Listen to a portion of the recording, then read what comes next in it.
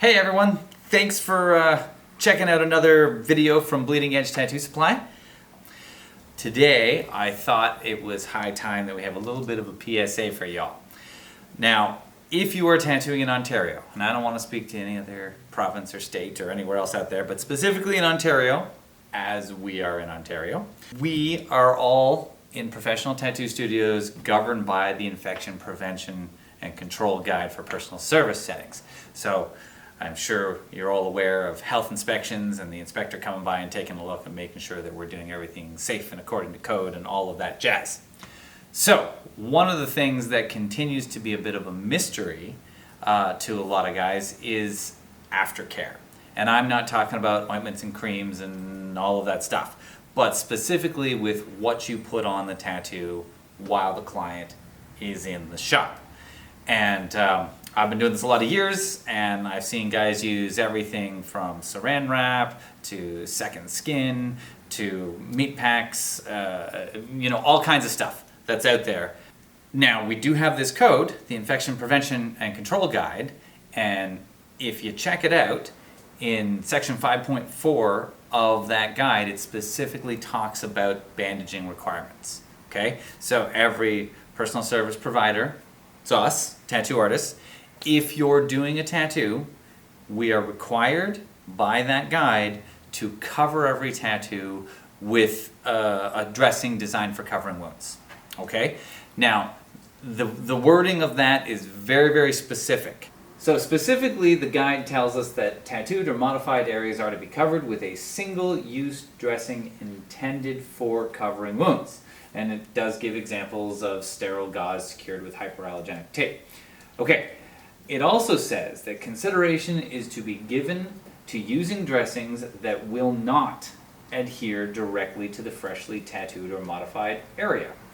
It also specifically says that dressings not intended for skin are not to be used.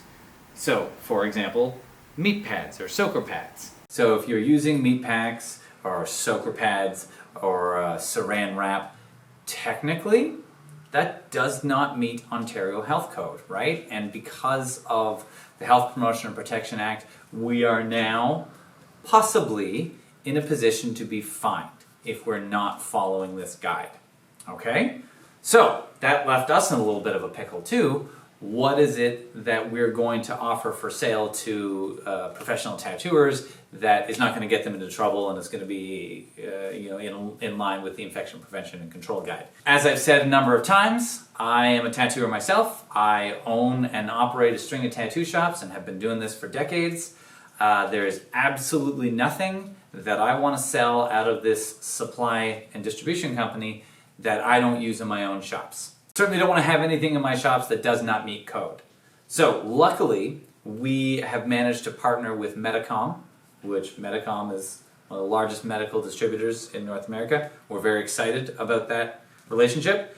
And Medicom has this really great offering of these sterile, individually packaged, non-adherent pads designed for covering wounds.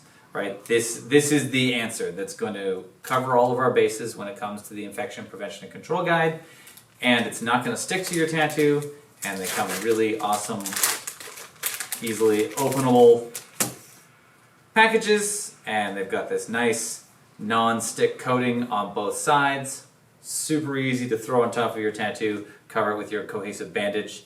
There is no latex in the manufacture of these, so they're hyperallergenic. These are great, great product, and no risk of getting fined. And you're doing the right thing by your client. Now, Medicom has these in 3 different sizes. There is a 2x3, they have a 3x4, and a 3.5x8 for larger pieces. Now, of course, we'll keep working with them to have more sizes available, but this will absolutely do the trick and make sure you're not getting into hot water with the health unit. They are, as I said, individually packaged. They're marked with lot numbers. They're sealed, and as long as they're sealed, we know that they are sterile, which also meets with code. And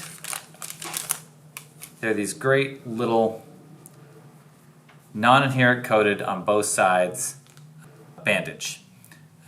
Just a little non-adherent pad that you can wrap on with your cohesive bandage checks all of the boxes of the Infection Prevention and Control Guide. Okay, so there you have it. That's all the info you need to keep you health unit compliant. If you need to pick some of these up, give us a shout or check out our website. We can totally hook you up with some non-adherent bandages. And remember, if you want to read up a little bit more on this, it's the Infection Prevention and Control Guide. That's the rules in Ontario. I will even leave a link in the description of this video. And by all means, drop into our next video and I'll make sure I'm keeping you guys all informed.